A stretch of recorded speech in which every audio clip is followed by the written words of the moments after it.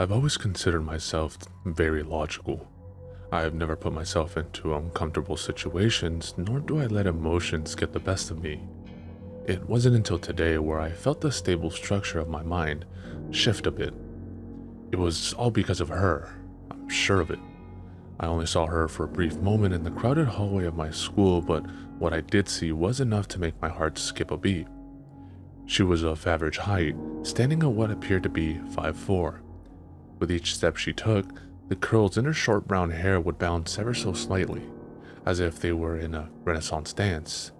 The purple frame of her glasses reflected the light of the fluorescent bulbs in the ceiling, giving off a faint yet distinctive glow. Behind the glasses were eyes of the softest shade of brown that could warm the heart of the coldest, most calculative men. The bright floral pattern of her dress stood out from the crowd of bland and unoriginal styles, beckoning my eyes to fall upon the goddess-like figure the tight fabric was covering. Her head turned in my direction and she flashed me with a welcoming smile, showing off her perfect white teeth. In the same amount of time I saw her, she disappeared from my line of sight. I looked behind me to see if I could find her again, but she was gone, probably somehow blending in with the crowd. I haven't been able to think of anything since, which explains this journal entry. It's amazing to think that it took this girl only 1 second to destroy the mental barriers I set up to keep everyone out. She was able to enter my mind with ease and infect the temptation-free psyche of my brain. I must know more about this girl. A person with that much of an effect on me must be surely worth my time. Over the course of the last few school days, I've been able to learn more about the girl from a while ago. Her name is Helena, and by how others treated her while we were talking, it didn't seem like she has any friends. Other students would point in our direction and would laugh while others gave us weird looks. Helena told me this was because she had recently moved into town and was the new student of our school. I don't have friends because I find that they only got in the way of my studies. However, Helena seemed different. She and I are a lot alike, so I decided to take her under my wing. At lunch, I brought her to the spot I would normally go, a deserted stairwell on the south wing of the school. We sat down and talked about whatever Helena wanted. I had tried to ask about where she used to live, but she kept telling me she was uncomfortable with telling me that. All she could say was that her old high school was gloomy with no fun to be had. She has never been in a relationship either, as they would only get in the way of her musical hobbies. That got my attention. She plays the electric bass and has even written a few of her own original songs. What I found interesting was that what she has done is something I've always been meaning to do. I told her about it and she smiled, and saying that she would help me make that dream a reality someday. She then gathered her stuff to get a head start on getting to class. As I got up as well to walk her there, she said she could do it on her own and left, but not without kissing me on my left cheek. As she left, I rubbed the cheek she kissed. My face began to blush and a smile slowly grew on my face. That was the first time in my life that I've felt like that before. My heart still flutters as I merely write about her, and for once, I can't wait to see someone at school tomorrow. I'm excited to see Helena again. Helena and I hung out once again at lunch today. We talked about her music and that was about it. She seemed very interested in my views of humanity as they were similar to her own. Nothing especially exciting happened today other than her kissing me on the cheek again. My attraction to her grows each day. I can feel it. Why is it now that my emotions are suddenly in control of my thoughts? I told my family about Helena tonight during dinner, as my mother was wondering why I would stare into space frequently. She was happy that I finally found a girl that made me feel amazing. Even my father, who was normally against dating at my age, was pleased to hear that someone at school was able to break down my mental walls. I smiled as I had gotten my parents' full approval on a girl. Now I can execute my master plan, asking her to be my girlfriend. Fingers crossed it'll go well. Lately, I haven't been able to write into my journal because I've been busy spending time with someone, my girlfriend, Helena. I asked her out on April 21st, and she accepted my offer to start a relationship by kissing me on the lips with a passion I've never experienced before. These past few weeks have opened my eyes to a world I've never seen or heard of, a world of purity and wonder. My logical ways of thinking have made way for my emotions to take charge. Everyone still gives me odd looks from time to time, probably because I'm in love with the new girl on the block. This weekend, I'm bringing Helena over to meet my parents. She's been dying to meet them since we started dating. I'm curious to find out how that will go. She's a fantastic girl, so I see there being no problems. Helena arrived at my house shortly after 4 today. I led her into the house and brought her to the kitchen where my parents were. My father was reading the newspaper while my mother was doing work on the family laptop. I attempted to introduce Helena to my parents, but all they did was look at us for a brief moment and go back to what they were previously doing. I asked my parents to at least greet our guests, but they simply ignored me. Unfortunately, this always happens when I have friends over. When I was a little kid, I would invite some friends over and my parents ignored us for a while until they decided to finally talk to the guest I brought over. I turned my back on my parents to bring Helena to my room, but my mother began to talk to us. "Oh, so you're Helena," she said in an energetic tone of voice. "Our son has said so much about you. He's a keeper, I'll tell you that much. Just make sure he washes his face every day. He doesn't do that too often." I asked my mother to stop, and Helena began to laugh to herself. My mother looked at my father, who then put down his newspaper to talk to Helena for a little. "So, how much did Martin pay you to come over?" My father always makes jokes like that whenever I bring friends over. I rolled my eyes as Helena laughed a little more. She said that she came on her own free will and wanted to meet them. "Pardon?" my father replied. "She said she's very glad to meet you, Dad," I said to him. "Oh, my apologies. My hearing isn't as good as it used to be." After that, I brought Helena to my room where we got the chance to talk to each other alone. We had a good conversation despite the fact that we could clearly hear my parents talking to one another from the kitchen. Sadly, they weren't saying very positive things. "I hate doing that, Maria. Why do we have to do it?" "It's just a phase, Angelo. You'll grow out of it and you'll get used to it." "For his sake, let's hope it's a phase. I don't know if I can take much more of this." After having Helena over for dinner a few more times, my parents still insisted on continuing their dumb little joke. Helena still didn't seem to mind, but I was very annoyed. However, today was different. When I got home, my parents were sitting in the kitchen waiting for me. They asked me to sit down so they could talk to me about something rather important. My mother told me that they're only saying this because they care about me and want what's best for me, which is the same line she always uses before talking about something serious, such as my antisocial behavior or the fact that they thought I was a drug addict. My father cut her off, saying that they wanted me to break things off with Helena. I stood up in disbelief. How dare they say I end things with the love of my life? My mother told me to sit down so they can explain themselves. Reluctantly, I follow her orders. My father told me that they didn't want me to be dating a bad influence. He went on to explain the fact that they have noticed odd habits that have started to develop in me.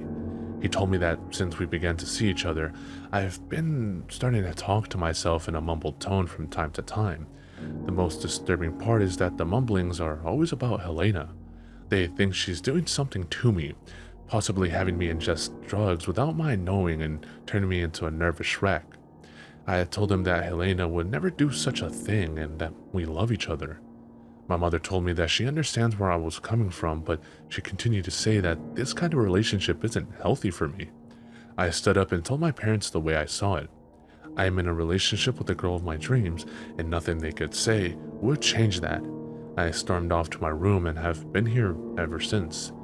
To them, this all probably sounds like mumbling. To hell with them, for all I care. I'm beginning to notice a few things that have been happening to me recently. Not only do my hands twitch occasionally, but I feel like I'm losing myself somehow. I have a tough time finding the right words to use every so often. I'm sure it's nothing too serious. I've Probably just need some sleep. To my parents' dismay, I'm still with Helena. However, they seem to have gotten more accepting to the concept of our love. I'll take whatever straws I can grab at this point. Today, they even offered to drive me to Helena's for the day. Apparently, my mother talked to Helena's parents and they wanted to see me today. I smiled faintly, pleased that my parents are over the fact that Helena could possibly be a bad influence. They dropped me off in front of a lovely little home in the middle of a suburban neighborhood. The house was white with dark blue borders around the door and window frames. It was almost painful to look at. As the bright white shade of the door and house almost blinded me, my eyes readjusted so I could look at the house and see all the details. It was a cozy 2-story house with enough space to hold 4 family members. Perhaps Helena had siblings she never told me about. I walked up to the house and knocked on the door. A few moments later, an older man answered the door. He appeared to be in his mid-50s, his hair graying and his face sporting a fatherly mustache. He wore a plaid button-up shirt that was tucked into his jeans. He looked at me and gave me a friendly smile. "Ah, you must be Martin Watson. It's a pleasure to meet you, son," he said as he shook my hand violently. He let me into the house, telling me that Helena was in her room, which was the last door to the right down the hallway. I was on my way to her room when something came out of the bathroom and wrapped their arms around me, shouting, "Boo!" I jumped and was scared until I realized my assailant was none other than Helena. She looked at me while laughing, saying that I am such a scaredy cat. I turned around and began to play fight with her, and we came to a truce with a tender kiss. Nothing important truly happened until we sat down and ate dinner. 4 plates were set out on the round wooden table, one for Helena's father, one for her mother, one for her, and one for me. They served a make-it-yourself burrito dinner because Helena is a vegetarian, so they had a separate bowl for their meat. That would explain why she didn't eat much when she would come over. Her mother had long curly hair, which is where I assume Helena got hers from. Some of her black bangs covered her large eyeglasses, which distracts you from the slight wrinkles forming on her face. She was slightly shorter than me, but she had a big enough voice to compensate for that. She sat across from me and Helena's father was to my left. It was quiet until I began a conversation. "So," I asked both of Helena's parents, "where do you two work?" "I work as a neuroscientist," the father replied. Studying on how the brain works and why we do the things we do." "I am a psychiatrist," Helena's mother said as soon as her husband was finished. "I work with people who have mental issues such as anxiety and depression." I nodded politely and took a bite out of my burrito. Those were some intense jobs for seemingly ordinary people. I began to tell them about myself, my commitment to school, among other things such as my family. Helena's mother asked me to talk about my relationship with her daughter. I was a bit taken off guard. Did Helena really not talk to them about me? That couldn't be it, since her father knew exactly who I was when he answered the door. Shaking it off, I began to explain to her my relationship with Helena. It's wonderful, to be honest. She's the reason I was able to tear down my mental walls. She's a great listener, she cares a lot for me, and she accepts me for who I really am. I took Helena's hand in mine. She's the best thing to have ever happened to me. Her mother and father looked at each other, then turned to me and smiled. "Well," her mother said, "I'm glad you two are very happy." My parents have been asking how Helena and I have been. I keep telling them that we're doing great, but every time I do, they seem disappointed. Maybe it's just my mind messing with me. They're my parents and they want to see me enjoy myself. It would make no sense for them to be disappointed that my girlfriend and I are doing well. It must be my mind playing tricks on me. Helena's parents invited me to dinner. It was very nice of them, that's for sure. While eating, they asked me how Helena and I met. I told them that we first saw each other in the halls on April 12th, which Helena said happened to be her birthday. We only exchanged glances though, I told them. Her father seemed very interested and her mother simply smiled sweetly and nodded. I took Helena out on a date tonight. I brought her to the restaurant my parents always took me when I was a kid. She seemed to enjoy it a lot. We shared a cheese pizza and it was delicious. She also looked amazing today, wearing the same dress she wore on the first day I saw her. It was a wonderful night and I'm glad I got to spend it with a wonderful girl. My mother heard me talking to Helena today while she was over to see me for a while. She walked into my room and saw the two of us sitting on my bed talking about whatever was on our minds. She only looked at us for a few moments before bursting into tears and running out of my room. After Helena left, my father asked me for me in the kitchen. He told me that I had to end things with Helena as soon as possible since it's been upsetting him and my mother. I looked him in the eyes and said that it wasn't going to happen anytime soon. He demanded I do, but I retaliated by questioning why he was asking me to do this. "You want to know? I'll tell you why. It's because..." He stopped mid-sentence and sat down in his chair silently. He said that he couldn't say and told me to go to my room. Just what was that all about? Why did he stop himself? This doesn't make any sense. Things haven't been adding up lately. Today was our first date back to school. I met all my new teachers and I met up with Helena in the halls. We were talking about our new classes when other students began to mock us. They weren't even hiding the fact that they were. They pointed and laughed at us. After a whole lunch hour of constant teasing, I finally had enough. I stood up and smacked the kid leading the taunting across the face with my fist, knocking him to the ground. Everyone looked at us in shock and I began to yell at the student I just hit. "How dare you make fun of us like that? Grow up and leave us alone." I grabbed Helena's wrist and stormed out of the cafeteria where we were having lunch. When I got home from school, my parents demanded to know why they got an email explaining that I got suspended from school for a week. I told them it was because people were making fun of Helena and I again during lunch. I went to my room and slammed the door. I'd rather stay home anyway than go to school again. I'm beginning to get very concerned about Helena. Lately, her mood has been shifting constantly. One day she's her normal self, the next she's quite sad, and then the next day she's very upbeat. She's never had these mood swings before, so why has it been happening all of a sudden? She didn't begin to show her odd behavior until the day I met her family. Perhaps that has something to do with it. Do her parents not like me or something? Whatever the case may be, I want Helena to be happy and I'll do whatever it takes to do just that for her. I went over to Helena's house as a surprise today. She seemed much happier, but maybe it was the fact that I came over without her knowing. I gave her 6 roses to represent the amount of months we've been together. She put them on her desk and hugged me tight. She then released herself from my grasp and ran down the hallway, giggling to herself. I followed her around the house and eventually made it to my father's office downstairs. I didn't know where Helena went off to, and I thought she may have hid herself somewhere in there. I began to look for her. There weren't many places to hide, but I checked each spot and I couldn't find Helena. However, I did notice multiple sheets of paper on her father's desk. Most of them were irrelevant, like family reminders and grocery lists. What interested me the most was the notepad next to the keyboard for the computer. I picked it up and flipped through the pages. It appeared to be filled with notes concerning something for his work. I began to read some of them.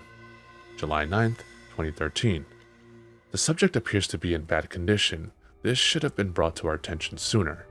August 16th, 2013. The subject's symptoms are getting worse. I hope it doesn't progress, otherwise it could lead to something very serious. August 29th, 2013. We've been conducting more interactive experiments rather than observing. We won't get anything done by standing around and watching. We need to get more involved with the subject, otherwise our whole cause will be wasted. September 5th, 2013. Our subject is getting violent. We managed to calm it down, but we fear it will retaliate again if we don't carefully manage it. September 13th. Funding for our research is gradually decreasing. The ones who asked us to start this project aren't seeing results fast enough and are growing impatient. If they don't get what they want soon, I fear our research will have to end.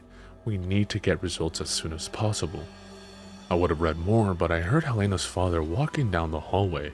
I put the notepad down and ran out of the office as fast as I could. Fortunately, he didn't see me. I saw Helena waiting for me on top of the stairs. She smiled and extended her arms towards me, pulling me in close for a hug. Even though I wanted to, I didn't tell her about what I saw in her father's office. I didn't want to worry her. More strange things have been happening to me. I've become more anxious and jittery, something that has never happened to me before. Not only that, but my parents have noticed me sleepwalk and heard me have nightmares from their room. The worst part of all of this is that those nightmares and sleepwalking incidents have all been about the same thing, Helena. I don't tell them that detail though, as it will only make them want me to end things with her sooner. I approached my parents today about my night terrors.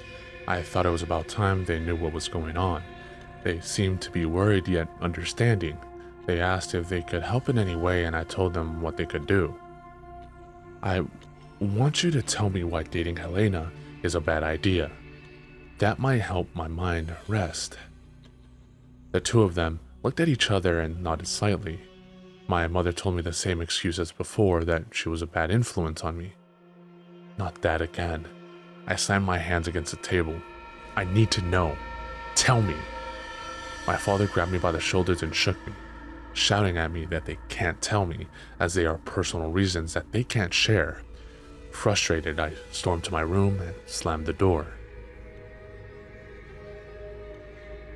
Helena's father is becoming more and more stressed lately. When you ask him about what's wrong, he says that it's nothing. He doesn't know that I'm aware of the reason he's become upset. His lack of finances for whatever he's doing at work. I keep my mouth shut, however.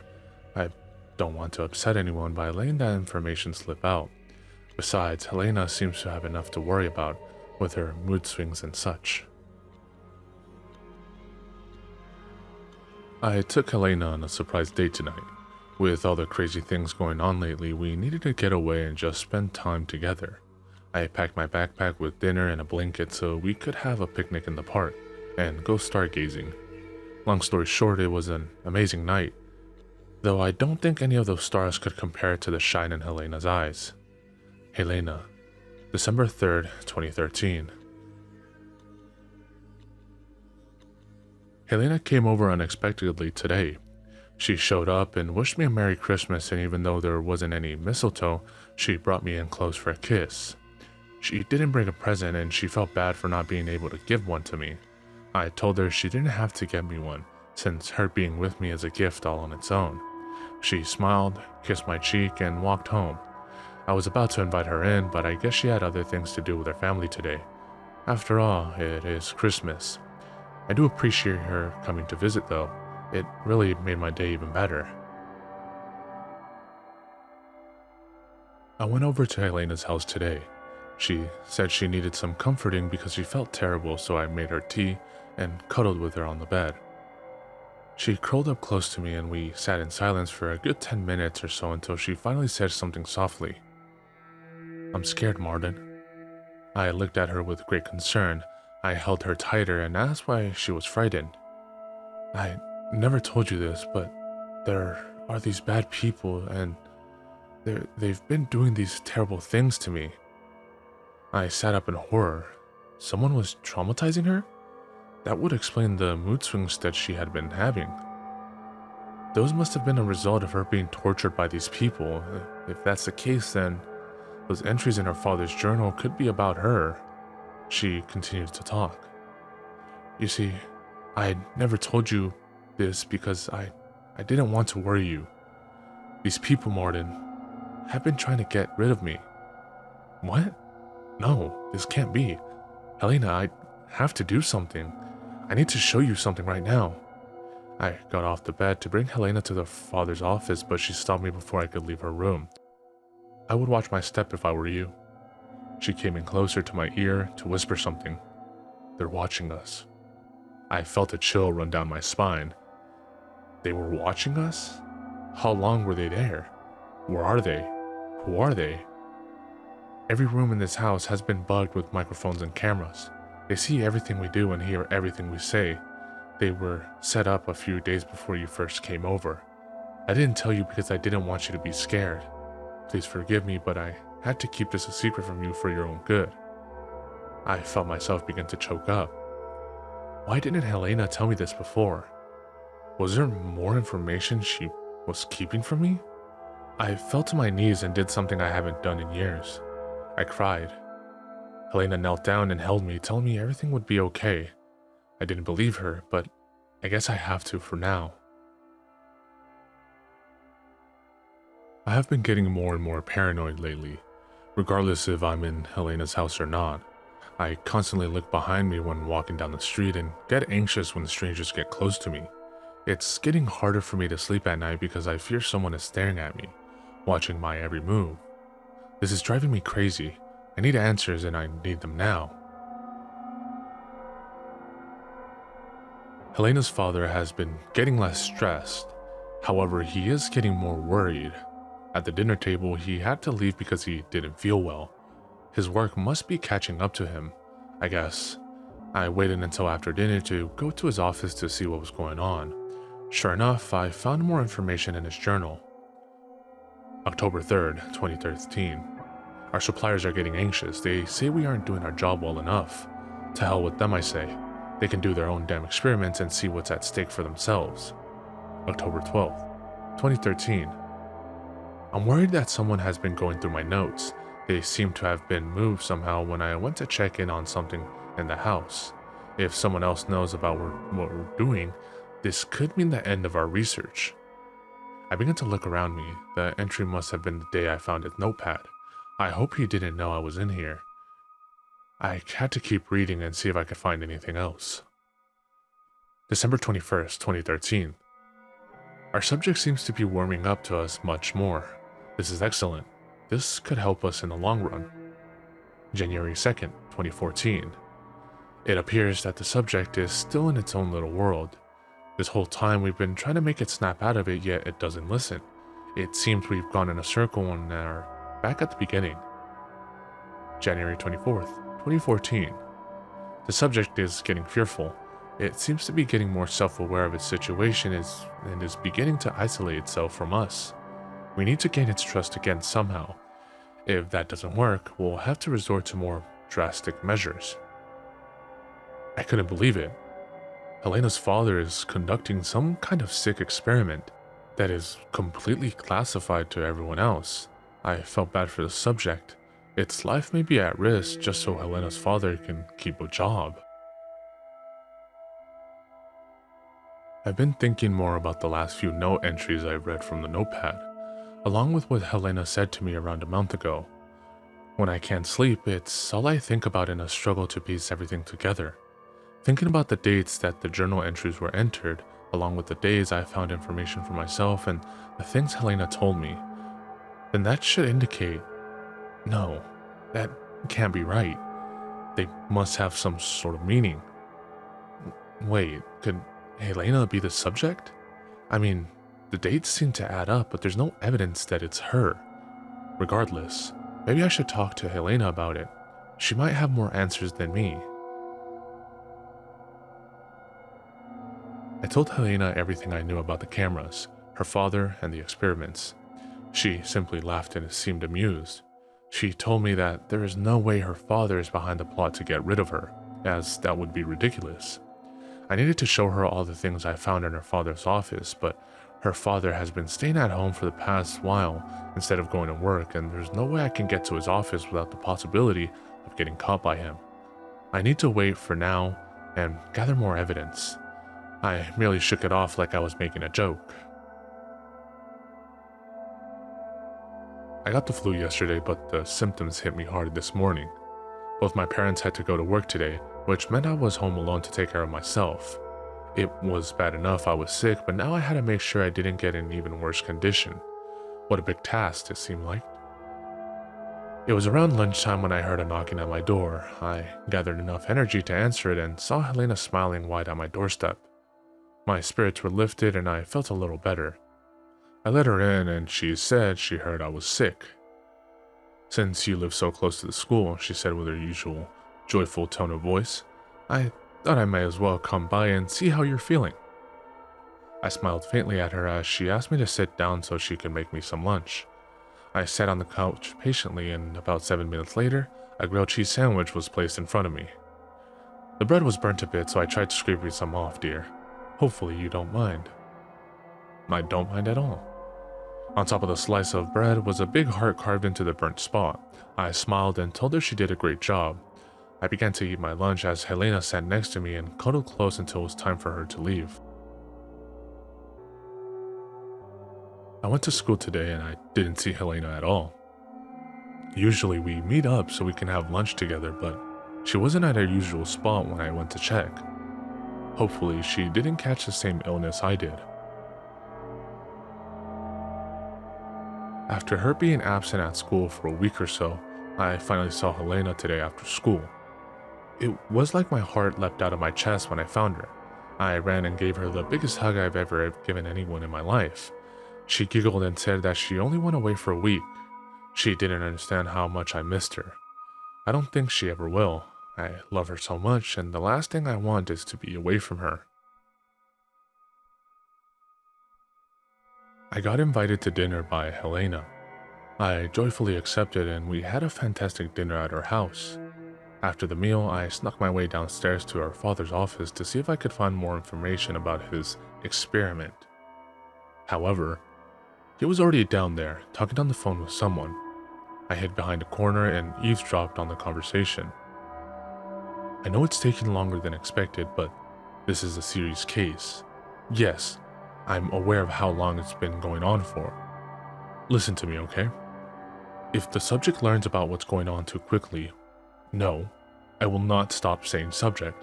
It's the appropriate term. Regardless, if it learns all the information at once, that will cripple its psyche, and in turn, I understand. We'll discuss the plan of attack soon. Talk to you then. Good day to you. He hung up the phone and I hurried my way up the stairs. Who was he talking to? Whoever it was, it must have something to do with the wiretaps in the house. I must learn more. Helena has been acting very strange.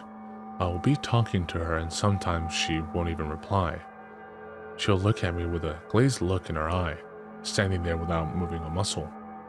This is happening very frequently and I'm getting a bad feeling about it. Perhaps she really is the subject her father has been talking about.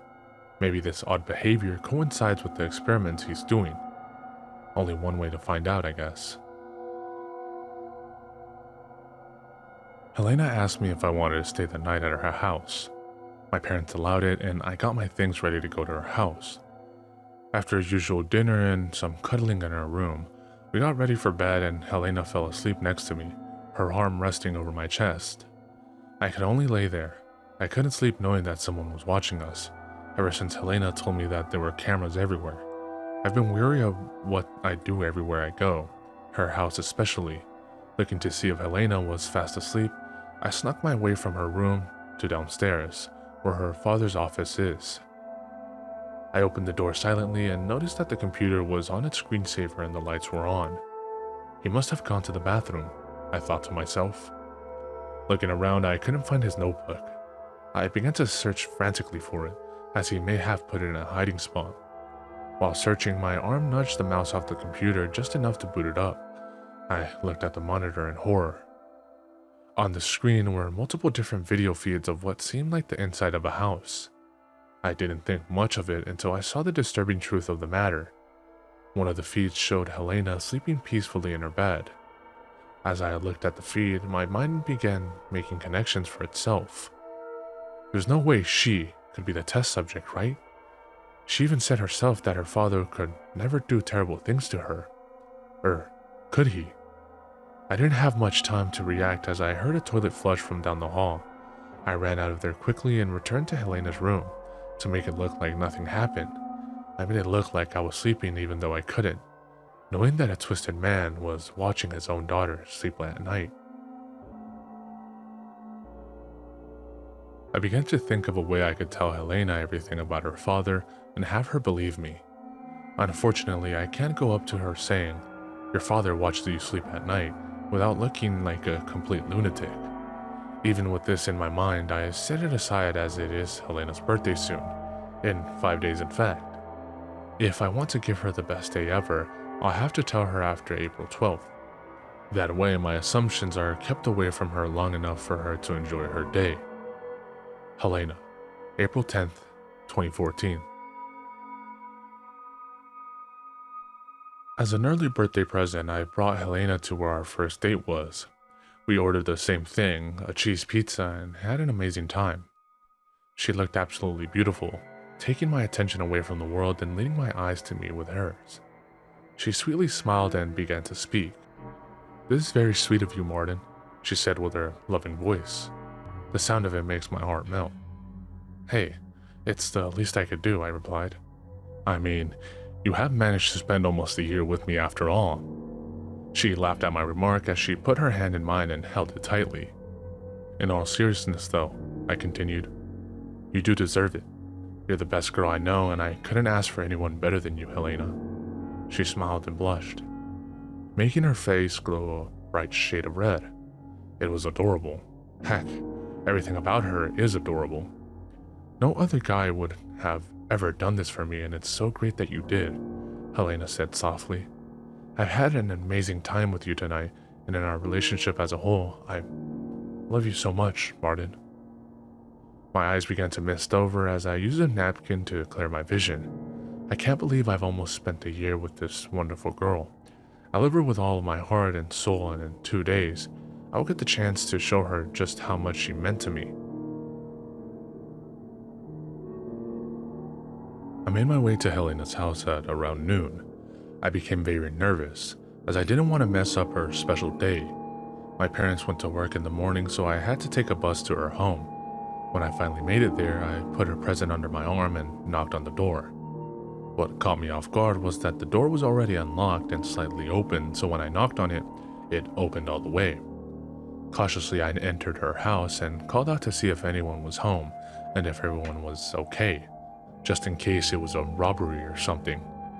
I heard Helena's father call back, saying that everyone was in the kitchen. I quickly took off my shoes and ran up the stairs. When I entered the kitchen, I saw some people I wasn't expecting. Sitting at the dinner table were Helena's father and mother, but across from them were my parents. I thought they were at work, but perhaps they wanted to surprise me by coming out to celebrate Helena's birthday. I greeted everyone and asked where the birthday girl was. "Martin," her mother said softly. "About Helena." My body tensed up and I became very worried. What happened to her? My father asked me to take a seat at the head of the table. In shaky movements, I pulled out the chair and sat down, anticipating terrible news. "There's something you need to know, Martin." Helena's father began to speak with a strong voice. "You were brought here for a specific reason. It was so we could watch your interactions with Helena. We had to keep it a secret as to not startle you and..." "What are you talking about, old man?" I lashed out. "You mean this whole place was just for a cell for Helena? Just what the hell is going on here?" "Martin, calm down," my mother said sweetly. "You need to settle so we can tell you." "Tell me what, Mom? That Helena was just an experiment? That our family only saw her as a test subject? Mom, don't you know that this research was funded illegally?" "We were the ones who funded this research," my father said sternly. "It was for your own good." He lowered his head, staring at the ground. My eyes began to drown in the tears streaming down my face. My own parents funded the research that harmed my sweet Helena? You're the ones who gave him the money to hurt Helena? I could barely form a sentence without choking up, each word becoming a struggle as my throat tightened. I can no longer see as my eyes are clouded by the tears forming in my eyes. "There was a specific reason for it, Martin," Helena's mother replies. She knew too? Was I the only one unaware of this plot? I began to try to pull myself together and listen to what these people had done to Helena. We had to make you come visit this experimenting home. It was the only way we could get sufficient data to work with. These experiments could help many others suffering from the same thing, Martin. Helena had to go to make sure you and others will be safe. Suffering from the same thing? Helena never told me about anything like that. No wonder she was always so happy. It was to mask the fact that she was a goner from the beginning. What she said to me 2 days ago, that must have been a final goodbye. I felt myself tearing up again, and an unbearable pain formed in my chest. It felt like my heart was torn out of my chest, leaving nothing but an empty hole where it once was, where Helena once resided. What? I began to form another painful sentence as my throat dried up. What was she suffering from? Her father looked at everyone and they all nodded. Helena's father grabbed a portfolio from the bookshelf behind him, which held cookbooks and recyclable newspaper. This here contains all the data taken from our research. I think this will do a better job at explaining the whole story rather than hearing it from us. Please give it a look, Martin. He placed it in front of me and I wiped my eyes with my shirt sleeve. Opening the portfolio, whatever was left of my heart sank as the truth was finally revealed to me. Subject name: Martin Stanley Watson. Date of arrival: July 6th, 2013. Diagnosis: schizophrenia. Cause of diagnosis: abusive childhood. Symptoms: reduced social interaction, lack of emotional expression, hallucinations of objects and people. Most recurring hallucination is of a young girl the subject has named Helena.